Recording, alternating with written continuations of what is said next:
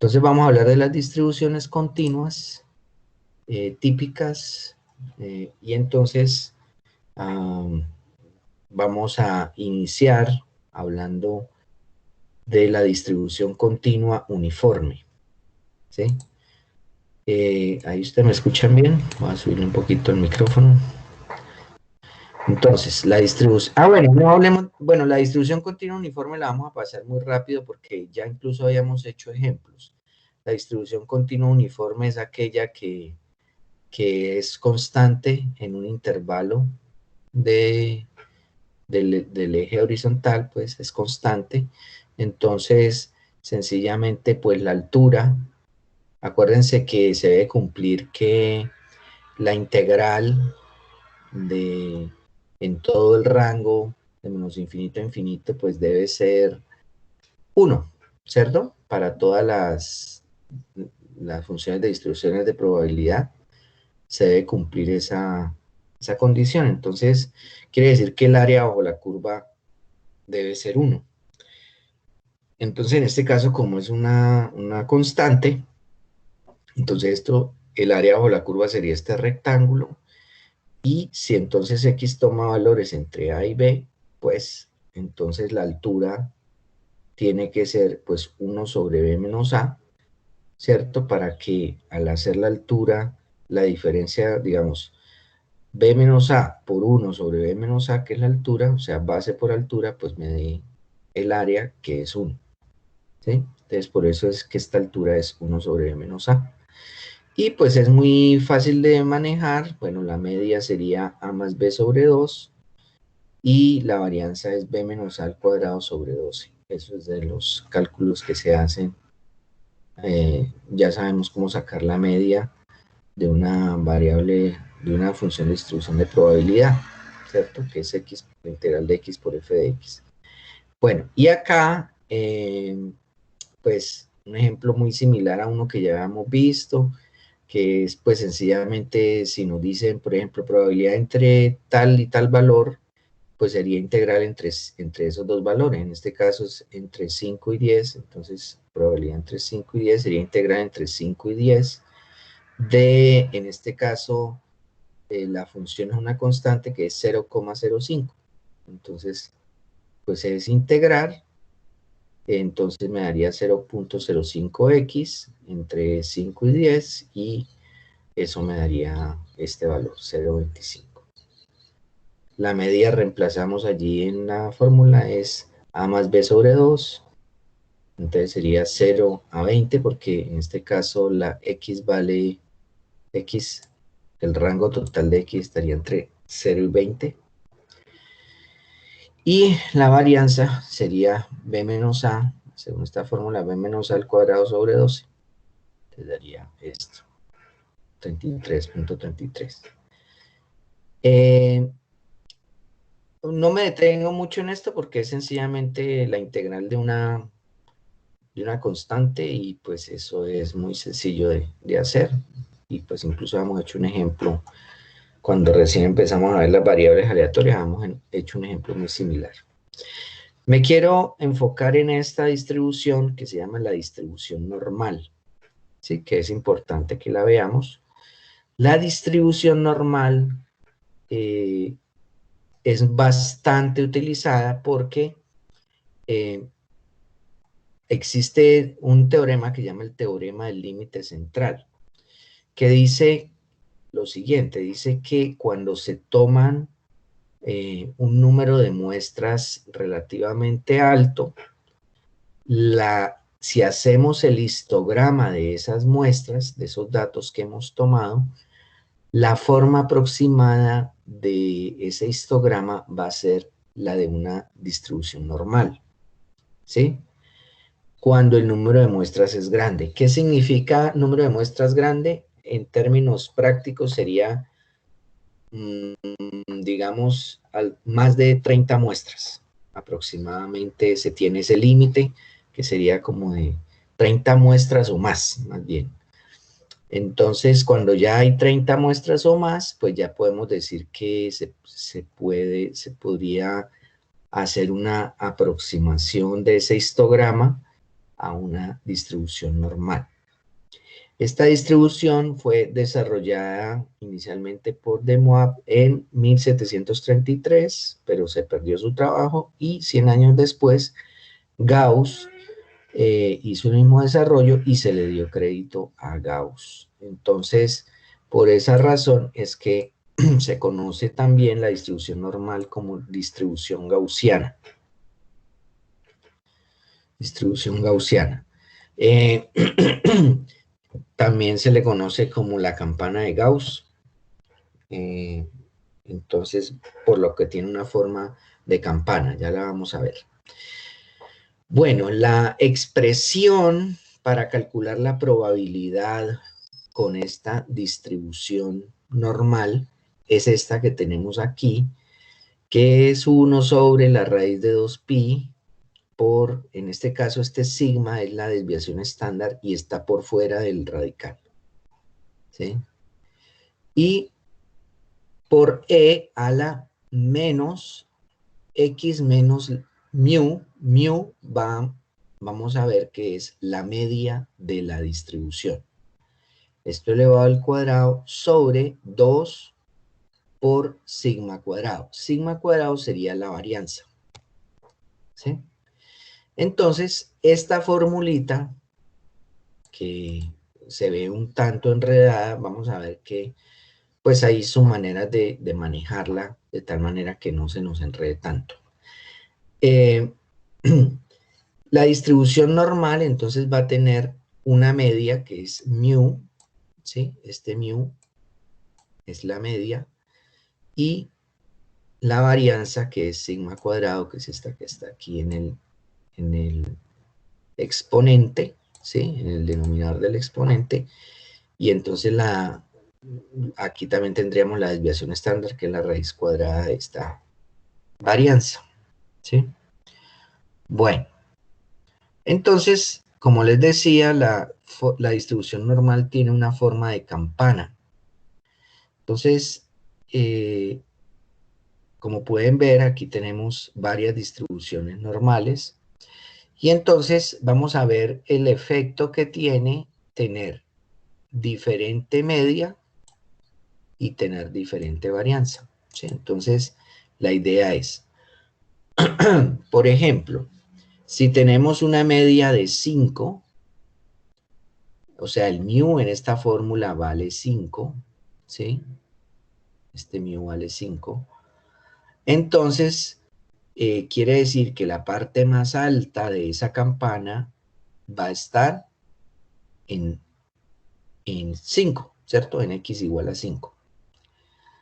De manera que si nosotros lo que hacemos es cambiar esa media, entonces, por ejemplo, esta campana de la derecha sería una distribución normal cuya media es 15.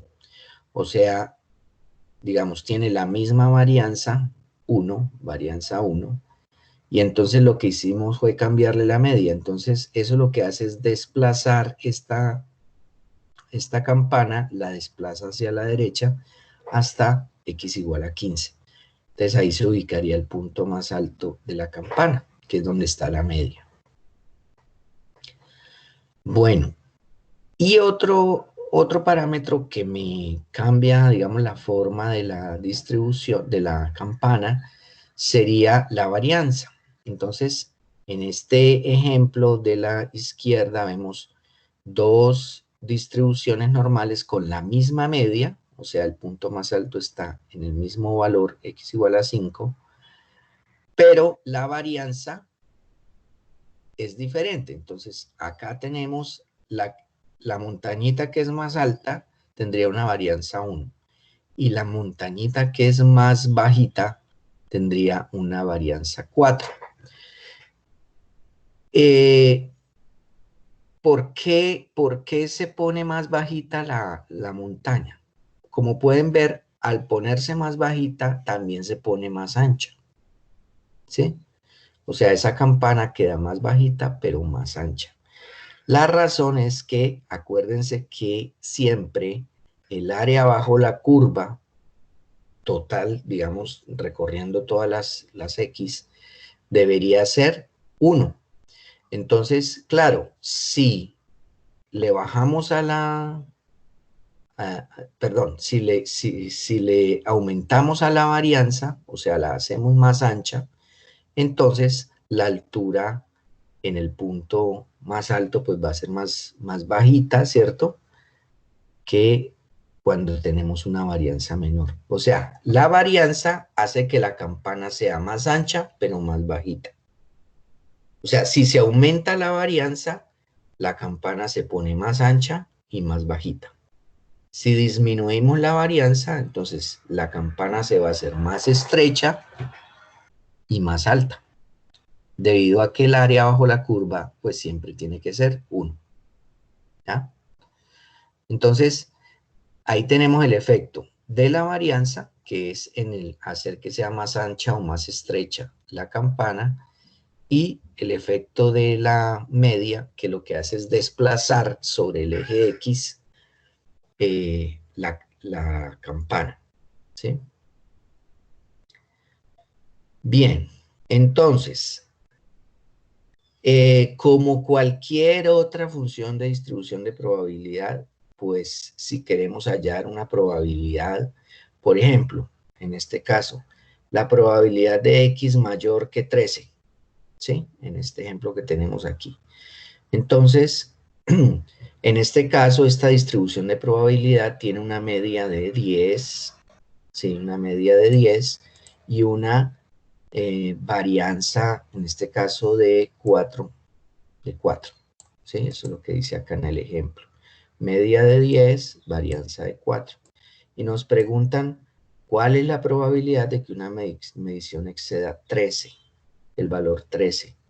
Bueno, de las unidades, pues ya depende del contexto. Esto nos lo pueden pintar en diferentes contextos.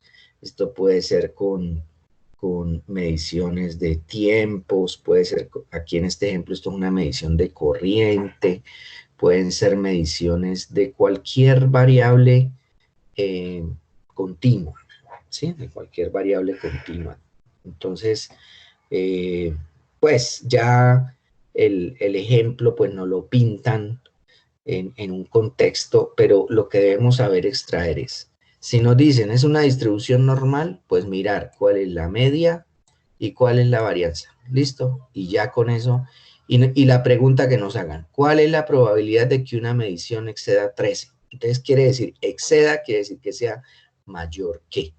Entonces acá en la gráfica pues sería esta sombra azul que tenemos acá, sería el área que nos están pidiendo, probabilidad de X mayor que 13, porque esta es la F minúscula, ¿cierto? Esta fórmula es para la F minúscula, la función de distribución de probabilidad. Entonces, pues habría que hacer esta integral desde 13 a infinito. ¿Por qué está infinito? Porque, bueno, la función de distribución normal pues tiene, digamos, es una función teórica y entonces teóricamente va desde menos infinito hasta infinito. Entonces habría que integrar desde 13 en adelante, ¿sí? Esta parte. Entonces sería desde 13 hasta infinito de la fórmula, reemplazando entonces aquí sería el 2, por esta la desviación estándar, que es la raíz cuadrada de la varianza, y acá tendríamos la media, que es esta, el 10 de acá, el del numerador del exponente, y la varianza, que sería este 4 que tenemos acá, ¿sí? En el denominador del exponente. Bueno, lo que pasa es que hacer este cálculo requiere de métodos de cálculo numérico o requiere de tablas, ¿sí? Requiere de tablas o cálculo numérico. Entonces, suelen utilizarse tablas o también podemos usar digamos, una tabla de manera electrónica que tiene el Excel, que sería una fórmula que tiene el Excel. ¿Sí? Entonces, bueno, ahorita vamos sobre cómo se maneja esa tabla o esas fórmulas. Antes de eso, les quiero contar que afortunadamente las funciones de distribución de probabilidad normales, todas las funciones de distribución normales o gaussianas, tienen el mismo comportamiento, ¿sí? Es decir, si observamos aquí, en este dibujo, este es el valor de la media. Entonces la idea es esta. Si vemos esta área que está aquí como en un color oscuro, ¿cierto? Sería el área que está entre la media menos una desviación estándar y la media más una desviación estándar. En esta región, toda distribución normal concentra el 68% de los datos, 68% de las mediciones estaría allí en este rango que va desde la media menos una desviación estándar hasta la media más una desviación estándar.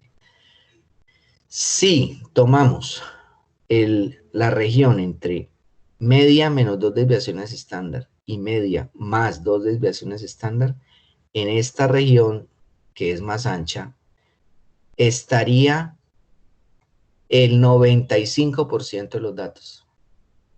¿Sí? Y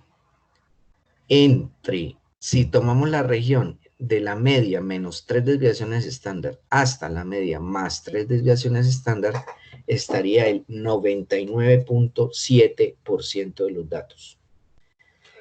Bien, ¿esto qué quiere decir? Que si hay datos que están por fuera de la media, o sea, a una distancia mayor de la media, que 3 desviaciones estándar por arriba o por abajo, esos datos solo van a ser parte del ¿qué? ¿De qué porcentaje? Del 0.3%, ¿cierto? 0.03%. Entonces, son datos muy, muy extraños, ¿sí? O sea, que ocurran, datos que ocurren muy rara vez. Entonces, pues a eso se le llaman datos atípicos, suele llamarse así, datos atípicos. Y están a más de 3 desviaciones estándar de la media, ya sea por arriba o por debajo de la media, ¿sí? Por esta razón, porque ya, como pueden ver, la gran mayoría de datos están incluidos en esos límites, el 99.7% de los datos. Bueno, entonces, hay siempre me gusta hablarles de que en la universidad hay una manera bueno, no sé ahorita cómo está esa norma, pero hace un tiempo había una norma que decía que uno se podía graduar con lo que sacó en el ECAES, siempre y cuando estuviera por encima de la media digamos, una diferencia de 2 desviaciones estándar o más. O sea, quiere decir que estarían diciendo que si yo me ubico por acá, la media más 2 desviaciones estándar, sí, me estoy ubicando en este pedazo de acá, de aquí en adelante, ¿sí? Entonces, estaría por encima de qué porcentaje de la población. Si estoy acá, en esta región. ¿El 95? Bueno, no exactamente el 95, sino el 95 más hasta aquí, esto sería el 95, pero de aquí para atrás hay que sumarle este pedazo. ¿Sí? Que sería, en realidad, sería, esta colita, ¿cuál sería? Si de aquí a acá es el 95, entonces esta colita más esta me daría el 5, ¿verdad? O sea que esta colita, este pedacito sería la mitad, porque esta es una distribución simétrica. Entonces, si estos dos que están en blanco suman el 5, uno de ellos va a ser la mitad, ¿cierto? O sea, 2.5. O sea que sería no el 95, sino el 97.5, porque le tenemos que sumar este pedacito acá. ¿Sí? Entonces quiere decir que si yo estoy por acá, estaría por encima del 97.5% de las personas. ¿Ya? Entonces, por esa razón es que, digamos, se tomó esa decisión, que ahora no sé si eso todavía exista, creo que sí, pero de todas maneras, échenle una mirada en los reglamentos estudiantiles, eh, porque pues es una manera de graduarse, digamos, más directamente, ¿no? O sea, si usted le va muy bien en el ECAES, estamos hablando de la media, pero ojo, esta distribución en todo el país, ¿no? O sea, teniendo en cuenta la distribución de todo el país, de todos los que presentaron el ECAES, ¿no? Entonces, si usted está en la media más dos desviaciones estándar o por encima, se podría graduar. ¿Por qué? Porque están asegurando que usted estuvo por encima del 97.5% de la gente. ¿Ya? Bien. O sea que si es útil, vea, la distribución normal es útil para graduarse aquí en esta universidad. Muy bien. Bueno, pero de todas maneras yo les pido que verifiquen porque yo no me sé exactamente eso y no sé si todavía está vigente, pero yo creo que sí todavía está vigente. De todas maneras, es bueno que la revisen. Bueno, es decir, esas personas no tendrían que hacer tesis. ¿Sí? Esa es digamos que les dan más facilidad para graduarse, no tenían que hacer tesis. O práctica, si es que tienen que hacer práctica. Bueno, entonces ahora vamos a hablar de cómo utilizamos esta función de distribución de probabilidad para hacer cálculos. Pero para eso necesitamos, bueno, comentar lo siguiente. Primero, que como les decía,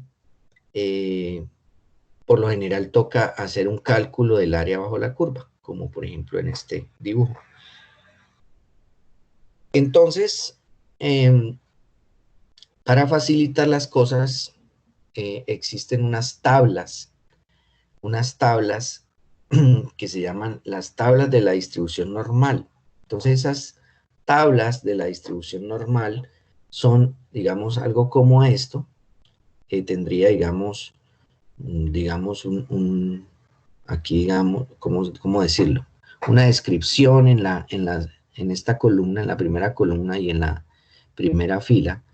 Entonces, la idea es que estos valores que están aquí en esta columna serían los valores del eje X, digamos, el valor bueno, en este caso no se le llama X, sino que se le llama Z. Z, ¿sí? Entonces al eje horizontal se le llama Z. Entonces diríamos aquí Z igual a 1.5 sería esto, ¿sí? Sería este punto. Entonces iríamos a buscar Z 1.5 que sería acá.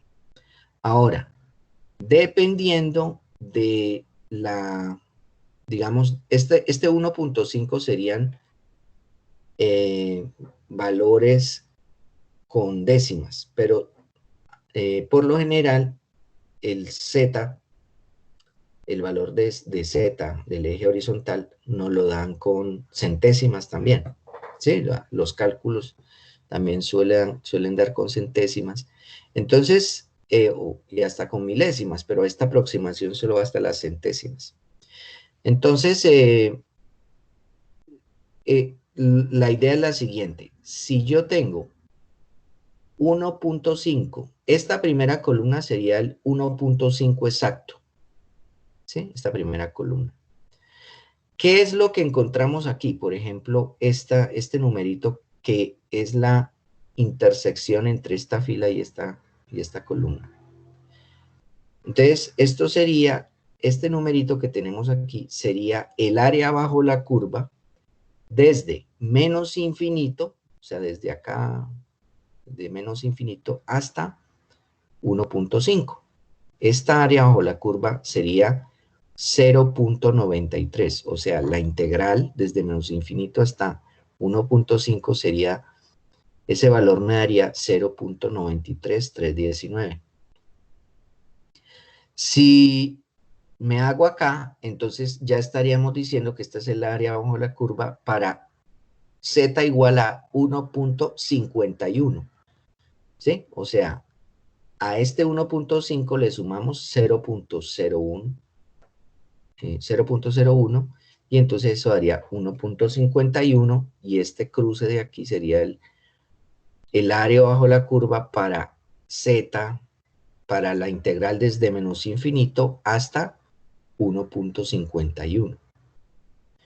Esta sería para 1.52, 1.53 y así sucesivamente. Entonces, ¿qué es el área bajo la curva? Desde menos infinito a un valor, pues sería la probabilidad de z menor o igual que 1.5, en este caso para este ejemplo, ¿sí?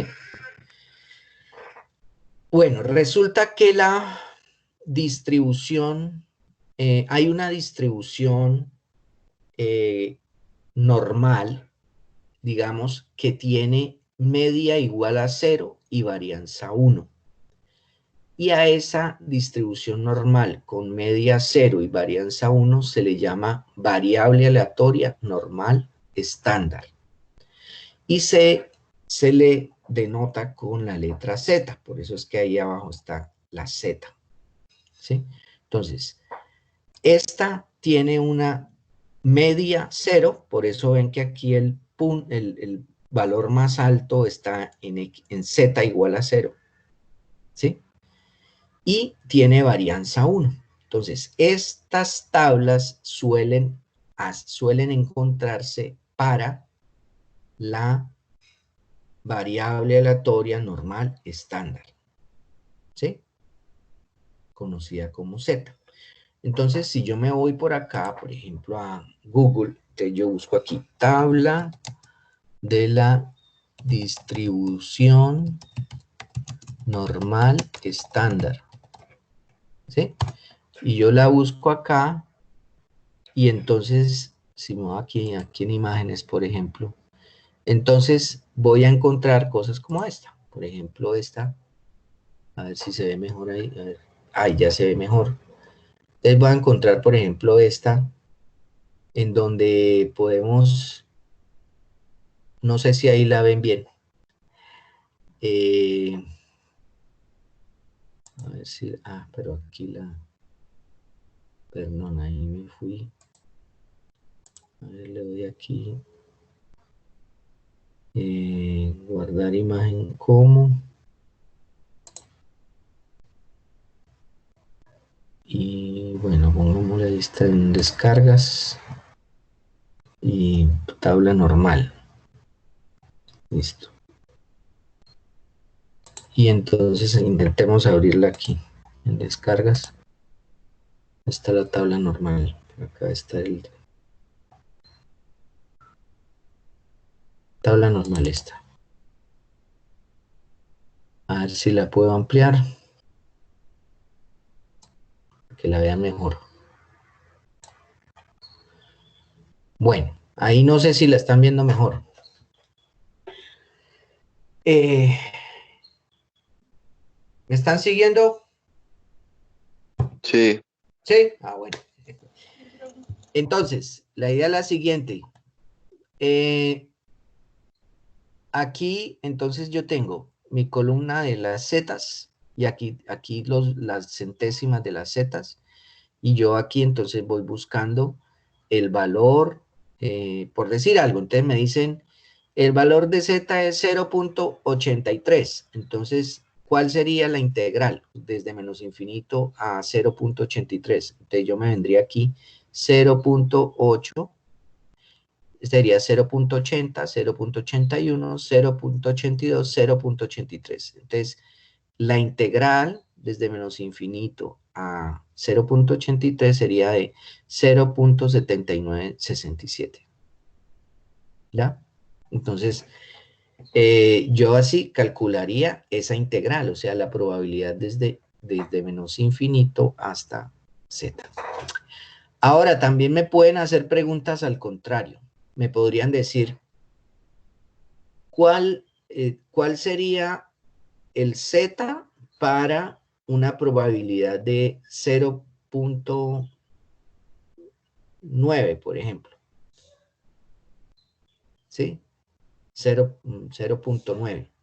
Entonces, yo me tendría que venir, o sea, me dicen, la probabilidad de x menor o igual que z es de 0.9. Entonces, yo me vengo acá y busco el 0.9.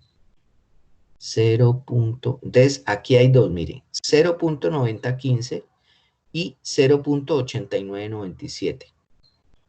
Pues, uno debe escoger el que está más cerca al 0.9. ¿Sí? Entonces, en este caso está alejado 15 10 milésimas y este está alejado 3 10 milésimas. Entonces yo escogería este que tenemos aquí, 0.8997. Esa pues obviamente es una aproximación. Y entonces miro cuál sería el z, el límite de z para ese valor. Entonces me voy acá, este sería el 1.2 por aquí, 0.80, y hacia acá el 0.08, entonces sería 1.28. Entonces yo podría decir, entonces el área bajo la curva es igual a 0.9 para un z de 1.28. ¿Sí? Entonces, en esencia podemos hacer esas dos operaciones con esta tabla. O nos dan el z y hallamos el área bajo la curva, desde menos infinito hasta un valor, o nos dan el área bajo la curva y nos piden el z. ¿Sí? Esa es digamos, las dos operaciones básicas que podemos hacer con esta tabla. Entonces, volvamos acá al... Ay, se me fue el paso. Este no es acá. Volvamos a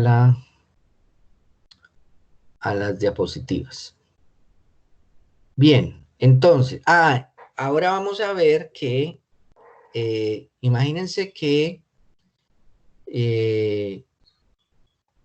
pues yo puedo tener diferentes medias y diferentes varianzas. Entonces, según eso, pues habría infinitas, deberíamos tener infinitas tablas, ¿cierto? Porque el número de varianzas que yo puedo tener es infinito y el número de medias que yo puedo tener, pues también es infinito, ¿cierto? Entonces, pues tocaría tener una tabla para cada variable normal, ¿sí? Entonces, afortunadamente, como les decía, todas las distribuciones normales se comportan igual. Ya vimos cómo se comportan en cuanto a los porcentajes y según las distancias de la media a cierto punto, ¿cierto? Entonces, les digo que afortunadamente porque entonces, como todas se comportan igual, no es necesario sino tener una sola tabla, que es la tabla de la variable normal estándar, la que les acabo de mostrar, que es para media 0 y varianza 1. ¿Sí? Pero lo que tenemos que hacer es algo que se llama un proceso de estandarización. ¿Sí? Estandarización. Entonces, el proceso de estandarización consiste en que yo debo hacer como una transformación de mi campana, la campana que yo tengo en la situación que me están describiendo, ¿sí? Mi campana de Gauss con una media y una varianza cualquiera, y entonces la tengo que convertir en una campana normal estándar, ¿ya? O sea que es como hacer una transformación para cambiar como el sistema de coordenadas, más o menos es la idea. Entonces, ¿cómo se hace eso? La idea es, bueno, o sea, bueno, si quieren hacemos aquí un dibujito que nos ayuda de pronto a entender. O sea, yo tengo una variable, a ver, no me está apareciendo allí el dibujo. ¿Qué pasó? Ah, ya, se demoró un poquito, pero ahí está. Digamos que yo aquí tengo una media, por decir algo, 50, ¿sí? Y una desviación estándar de, por decir algo, 10. Y esto es mi variable x. Y esta es la f de x. ¿Sí? Entonces, yo tengo que llevar esto hasta una variable normal estándar, que se llama z, ¿sí? Que tiene media cero y desviación estándar 1. Esto se llamaría f de z. Esta es mi variable aleatoria normal estándar. ¿Sí? Y esta sería una variable aleatoria normal, pero no está estandarizada. No estandarizada.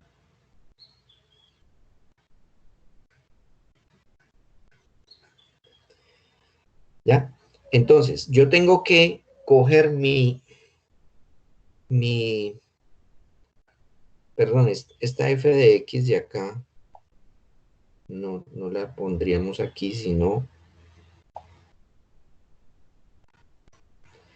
por acá, digamos. El eje. ¿Sí? Bien. Entonces, yo tendría que hacer la traslación de esta, o sea, el desplazamiento, hasta que la media me quede en 0, ¿sí? Para que me quede normal estándar. Y la desviación estándar la tengo que hacer igual a 1. Entonces, eso se hace mediante una transformación que sería esto. Sería coger z, cada uno de los valores de x, le resto la media y divido entre la desviación estándar. Si hago esta transformación, entonces voy convirtiendo cada puntito de las x de acá, lo voy pasando a un puntito acá en las zetas. ¿Ya? Entonces, a esto se le llama el proceso de estandarización. También puedo hacerlo al contrario. Si yo tengo el valor de z, entonces yo me podría devolver, ¿sí?, hacia el dominio de las x, digámoslo así. Pero en este caso yo tendría que decir, entonces la x yo la despejo, ¿cierto? Que sería z por sigma, o sea, despejando de arriba, más mu. ¿Sí?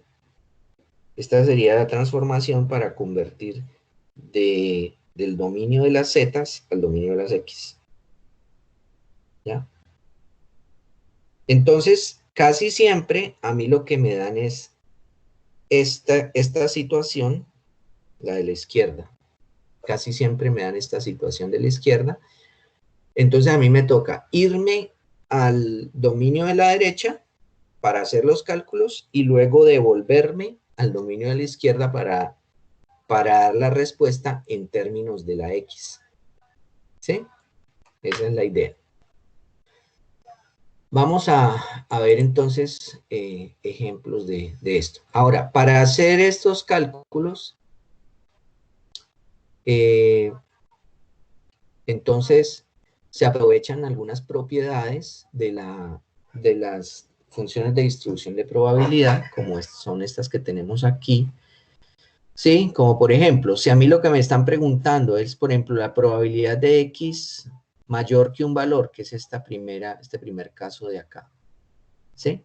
Que es esta colita de acá. Pues yo esta no la voy a encontrar en la tabla, porque es que en la tabla está, ¿qué era lo que hay en la tabla? Esta área, ¿verdad? Entonces, para poder hallar esta colita con la tabla, yo tendría que coger y decir, el total, esta colita sería igual a ¿qué? A el total, que es 1, el área total, que es 1, menos este pedazo que está en blanco. ¿Sí? Entonces, bueno, menos este pedazo. ¿Sí? Y esto sí está en la tabla. ¿Sí? Esta área sí está en la tabla, porque es probabilidad de menos infinito hasta un valor.